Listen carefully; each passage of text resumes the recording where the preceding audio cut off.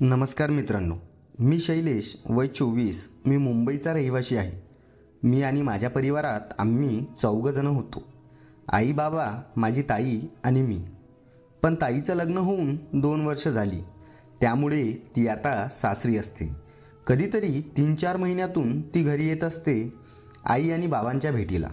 एकदा झालं असं की त्या दिवशी रविवार होता. मी सकाळी उशिरा उठलो आणि आळस करत हॉलमध्ये बसलेलो होतो. आई आणि बाबा त्यांच्या रोजच्या गप्पांमध्ये मग्न होते.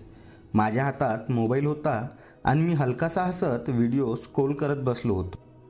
आईने स्वयंपाकघरातून आवाज दिला, "शैलेश, जरा दार उघड बघ, नवीन बाई मोलकरीण येणार आहे आजपासून." मोलकरीण? मी एक क्षण थांबलो.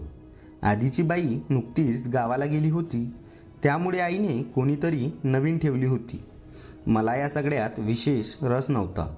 पण दार वाजलं तसा मी अनिश्चिततेने उठलो आणि दार उघडलं.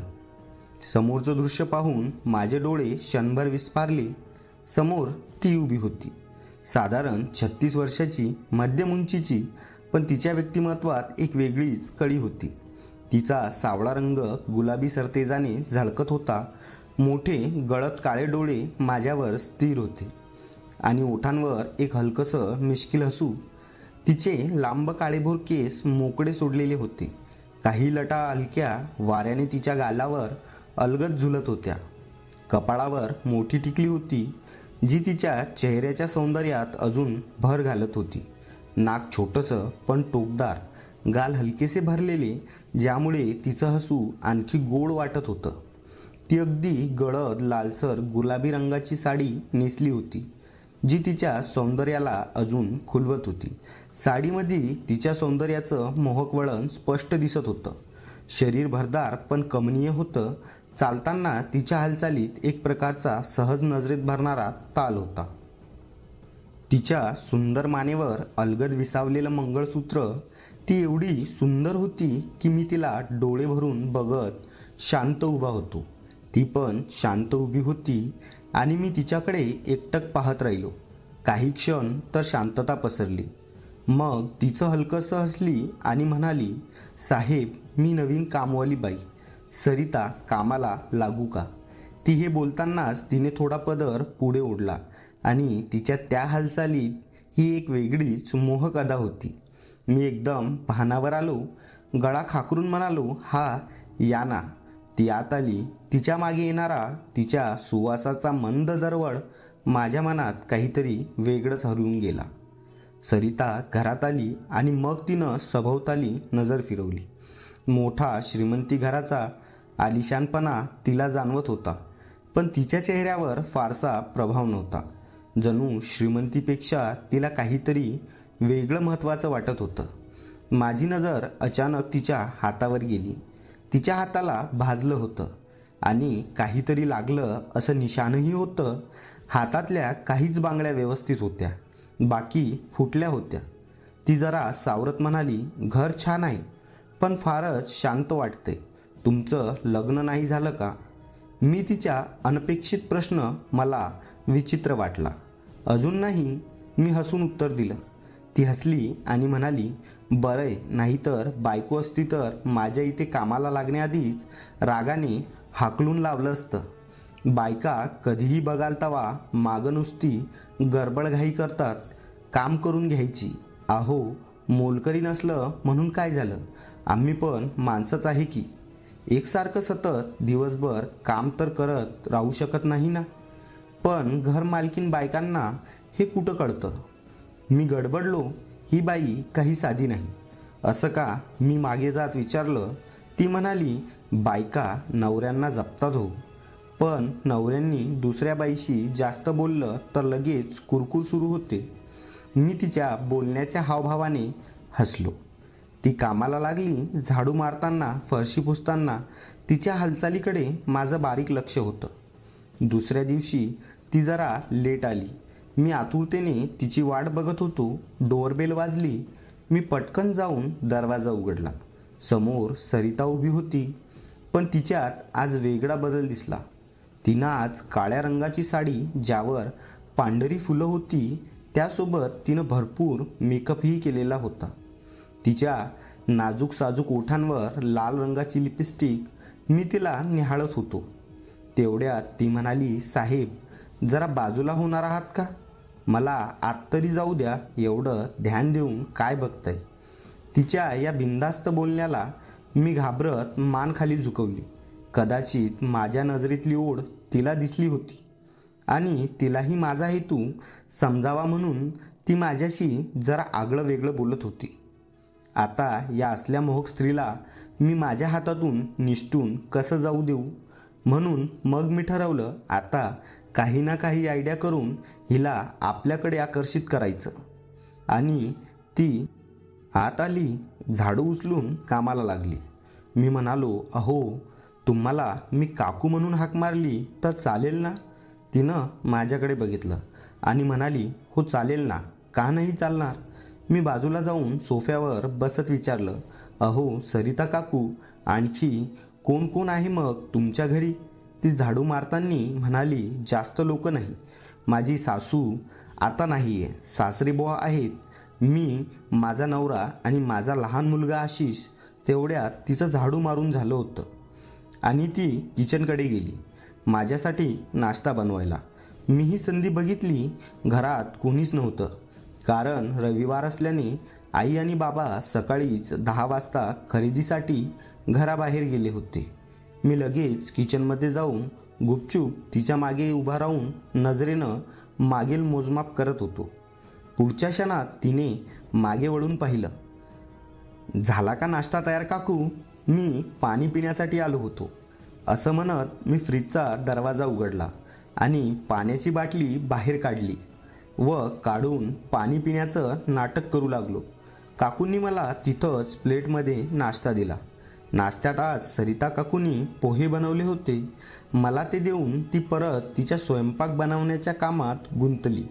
मी तिलाच बघत मागे उभा होतो.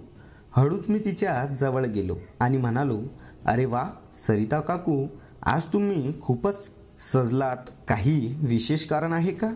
तिनं माझ्या डोळ्यात बघितलं आणि म्हणाली, चांगलं बारीक लक्ष आहे साहेब तुमचं माझ्यावर. मी म्हटलं, तसं नाही हो सरिता काकू, आज तुम्ही खूपच छान दिसताय. नवीन कपडे, एवढा सारा मेकअप, त्यात तुम्ही आज आनंदीही दिसताय, म्हणून आपलं सहज विचारलं, आज काही विशेष आहे का? ती म्हणाली, अरे वा, बरोबर ओळखलं तुम्ही, आज माझा वाढदिवस आहे. वाढदिवसाच्या मनपूर्वक शुभेच्छा, असं मी हसत म्हणालो आणि घरी कोणी नव्हतं तर तिला इम्प्रेस करण्यासाठी बाहेर जाऊन केक घेऊन आलो. मग मी तिला बाहेर हॉलमध्ये घेऊन आलो. तिथं टेबलावर ठेवलेला केक बघून ती आश्चर्यचकित झाली. अहो साहेब, या सगळ्यांची काय गरज होती? असं म्हणत ती टेबलासमोर आली. आम्ही दोघांनी मिळून केक कापला. मी तिला माझ्या हाताने केक भरवला आणि तिच्या चेहऱ्यावरही केक लावला. चेहऱ्यावर केक लावताना माझे हात तिच्या कोमल गालावर फिरत होते, जणू काही कापसाच्या उशीवर फिरत आहे असं मला वाटत होतं. माझ्या आतल्या हालचालीला गती मिळाली होती. तेवढ्यात ती डोक्याला हात लावत म्हणाली, अरे देवा, मी चुलीवर भाजी ठेवली आहे, आणि धावत किचनमध्ये गेली. मी स्वतःला सावरलं आणि तिथंच सोफ्यावर बसलो. किचनमधून बाहेर निघून ती सरळ बाथरूममध्ये जाऊन फ्रेश होऊन बाहेर येऊन माझ्याजवळ उभी राहिली. म्हणाली, साहेब तुम्ही जे काही फोटो काढले ते मलाही सेंड करा. अहो कसं सेंड करणार, माझ्याजवळ तर कुठे तुमचा नंबर आहे? ती हसली. अहो मग त्यात काय एवढं, घ्या माझा नंबर आणि मला व्हॉट्सअप करा ते फोटोज, असं म्हणत तिनं तिचा नंबर मला दिला. मी लगेच तिचा नंबर घेतला आणि तिला व्हॉट्सअप केलं. तेवढ्यात आई बाबाही घरी आले आणि संध्याकाळी 6 वाजता सरिता काकूही तिच्या घरी गेली. सकाळी परत मी तिची वाट बघत बसलो होतो. मला तिच्याशिवाय करमत नव्हतं. मी माझ्या रूममध्ये व्हिडिओ बघत बसलो होतो. तेवढ्यात ती पाण्याची बादली घेऊन आली लादी पुसायला. तिनं बादली खाली ठेवून लादी पुसायचा कपडा घेतला आणि वाकली. कपडा लादीवरती फिरून ती लादी पुसत होती. मी तिलाच बघत होतो. कमरेचा झोप, तिच्या भरदार शरीराची हालचाल, सगळंच काहीसं मला वेड लावत होतं. ती जाणून बुजून माझ्या नजरेला सामोरी जात होती. दिवसभर सतत माझ्या समोर येत होती. आई आणि तिचंही बोलून झालं होतं. आईला सुद्धा ती आवडली होती. त्या दिवसापासून सरिताने घर सांभाळायला सुरुवात केली. सकाळी आली की आधी हॉल, मग किचन आणि शेवटी माझी खोली असा तिचा काम करायचा रुटीन झाला होता. मला तिच्या येण्याची सवयच व्हायला लागली होती. ती लादी पुसत असताना मला अचानक तिच्या हातावर आणि खांद्यावर कोणी मारलंय कसे लाल ठसा उमटलेले निशाण दिसले. मी विचारलं, काय झालं? हे निशाण कसले? ती हसत म्हणाली, काही नाही साहेब, असंच. मी जरा ठाम जोर देत परत विचारलं. तिच्या डोळ्यात आसू आले.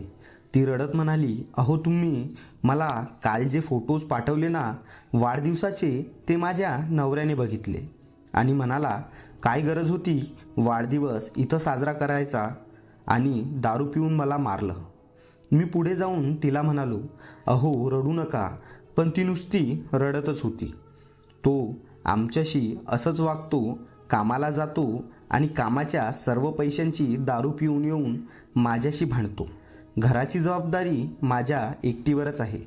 मी जाऊन तिला पाणी घेऊन आलो आणि म्हणालो, अहो परिवारात चालतात असल्या गोष्टी, एक दिवस सगळं ठीक होईल. बघा. पाणी पित तिने वरती माझ्याकडे बघितलं. मला तिच्या नजरेत एक वेगळीच लचक दिसून येत होती. एक दिवस ती कपाटाजवळ उभी राहून कपाट पुसत होती. वरच्या शेल्फवर तिचा हात पोहोचत नव्हता. तिनं पदर सावरत हात उंचवला आणि तिच्या कमरेचा कापुरासारखा रंग मला दिसला. ती थोडीशी वळली आणि माझ्या नजरेला नजर देत म्हणाली, साहेब मदत करणार नाही का तुम्ही? आता विचारल्यावरच मदत करावी का? मी उत्तर दिलं. ती हसली आणि झाडू मारू लागली. पण हळूहळू आमच्यात अंतर कमी होत गेलं.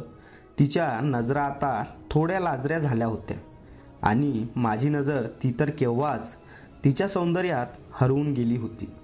एका दिवशी आईची तब्येत खराब असल्यामुळे आईने सरिताला रात्री घरीच थांबवून घेतलं. मी रात्री उशिरापर्यंत बाहेरच्या हॉलमध्ये TV बघत बसलो होतो. आई वरच्या मजल्यावर झोपलेली. सरिता स्वयंपाकघर आवरून बाहेर आली. ती थोडीशी दमली होती. ती सरळ माझ्यासमोर खुर्चीवर बसली आणि ओठांवर बोट फिरवत म्हणाली, साहेब किती बायका असतील तुमच्या मागे?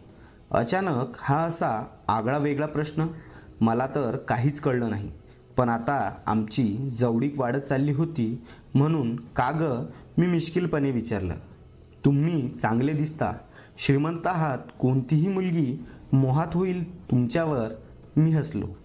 पण तू कोणत्याही मुलीसारखी नाही आहेस असं म्हणालो. ती स्तब्ध झाली. तिच्या डोळ्यात प्रश्न उमटला, कसं? मी जवळ सरकून बोललो, कारण तुझ्यात काहीतरी वेगळं आहे जे मला रोज मोहात टाकतंय. तिच्या श्वासांचा वेग वाढला. तिला कळलं होतं आता काहीतरी वेगळं घडणार आहे. तेवढ्यात ती लगेच माझ्या लांब झाली. मला कळत नव्हतं ती अशी का वागते. तो दिवस आणि ती रात्र तिच्या आठवणीत निघून गेली. सकाळी सकाळी घरात तारांबळ उडाली होती. मी उठलो आणि आईकडे गेलो. मामांची तब्येत खराब आहे असं आईने सांगितलं. आई आणि बाबा जशी सरिता काकू सकाळी घरी कामाला आली, माझी जबाबदारी तिच्यावर सोपवून ते निघून गेले आणि तिला आजचा दिवस इथंच थांब असं सांगून गेले. दिवसभर मी दुरूनच तिच्या हालचालीवर लक्ष ठेवून होतो. ती मुद्दाम माझ्यासमोर अवतीभवती येत होती, तरी पण मी तिच्याकडे दुर्लक्ष करत आहे असं दाखवत होतो.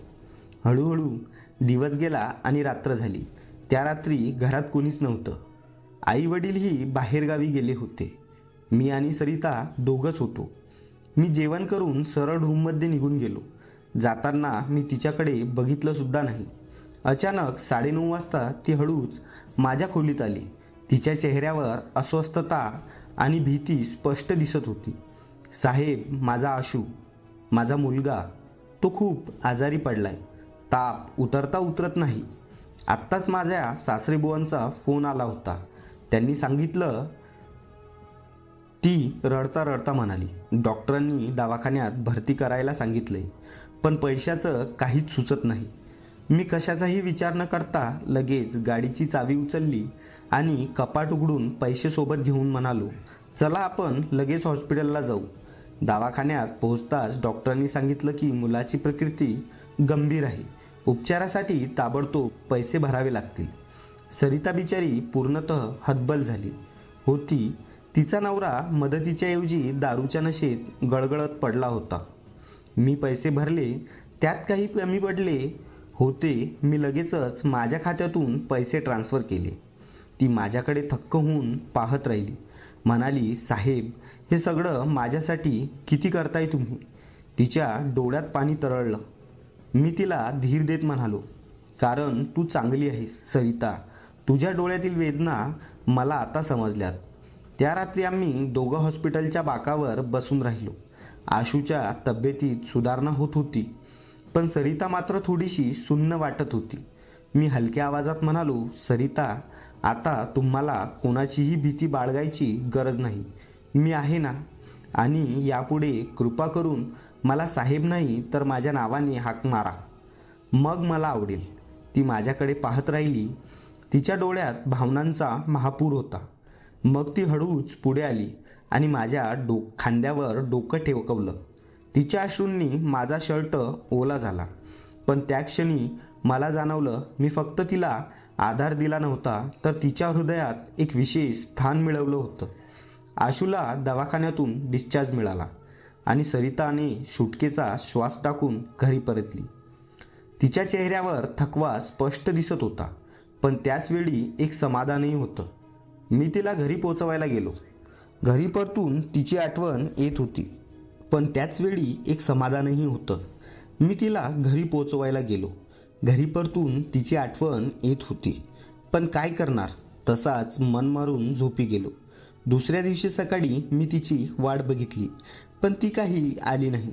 तो दिवस तर नुसता मी TV आणि आपले ते मोबाईलवरचे व्हिडिओ बघण्यातच घालवला. रात्री उशिरा मी एकटाच हॉलमध्ये बसून तिचाच विचार करत होतो. अचानक माझ्या खोलीच्या दारावर हळू आवाज आला, शैलेश. मी उठून दार उघडलं. सरिता उभी होती. तिचे डोळे ओलसर होते, पण त्यात वेगळंच काहीतरी दिसत होतं. हातावर मानेवर मारहाण झाल्याच्या जखमा. मी काही विचारायच्या आधीच ती आत आली आणि हलक्या आवाजात म्हणाली, खूप मोठं उपकार केलं माझ्यावर, पण आज मला फक्त आधार नकोय तर तुझी साथ हवी आहे. सरिता, मी काहीतरी बोलायला लागलो, पण तिने माझे ओठ बोटांनी हलकेच थांबवले. आज फक्त भावनांना बोलू दे. शैलेश हातात पाणी घेतलं होतं, पण डोळ्यांमध्ये वेगळाच भाव होता. म्हणाली, साहेब, काहीतरी वेगळं वाटतंय आज. मी हलक्या स्वरात म्हणालो, आज पूर्ण रात्र आपली आहे. ती पुढे आली. माझ्या हातांवर अलगद हात ठेवला. त्या रात्री पहिल्यांदा तिनं स्वतःला माझ्या हवाली केलं होतं आणि मीही स्वतःला तिच्या प्रेमात हरवून बसलो. ती रात्र अगदी वेगळी होती. बाहेर थंड वारं सुटलं होतं. पूर्ण घर शांत होतं. मी आणि सरिता एकमेकांसमोर उभे होतो. तिच्या डोळ्यांमध्ये काहीतरी वेगळं होतं. ओढ, संकोच आणि एक अदृश्य रेषा जी दोघांनी ओलांडायची की नाही. ती माझ्या अगदी जवळ उभी होती. पदर हलकासा मागे गेला होता, त्यामुळे तिच्या खांद्यावर माझी नजर स्थिरावली. तिच्या श्वासांचा मंद उष्ण स्पर्श माझ्या गळ्याजवळ जाणवत होता. मी हळूच तिच्या हातावर हात ठेवला. ती काही बोलली नाही, पण हाताला लागले होत तिथं तिला वेदना होत होत्या. सरिता, मी कुजबुजलो. तिनं अलगद माझ्या डोळ्यात पाहिलं. साहेब, आपण हे योग्य आहे का? तिचा आवाज थोडा थरथरत होता. मला तिच्या डोळ्यातलं दुःख दिसलं. मी तिच्या गालाजवळ आलो, पण काहीही न बोलता फक्त तिच्या केसांमधून अलगद हात फिरवला आणि विचारलं, तुला असं वाटतंय का आपण चुकीचं काही करतोय? ती थोडा वेळ गप्प राहिली. मग हलक्या आवाजात म्हणाली, नाही, पण मी घाबरते. मी तिचा हात हलकेच धरला आणि तिला जवळ ओढलं. तिचा नवरा तिला एवढा त्रास देत होता. तो सतत दारू पिऊन तिच्याशी भांडायचा. मी तिला चुंबन घ्यायला लागलो. आम्ही दोघं एकमेकांमध्ये हरवून गेलो होतो.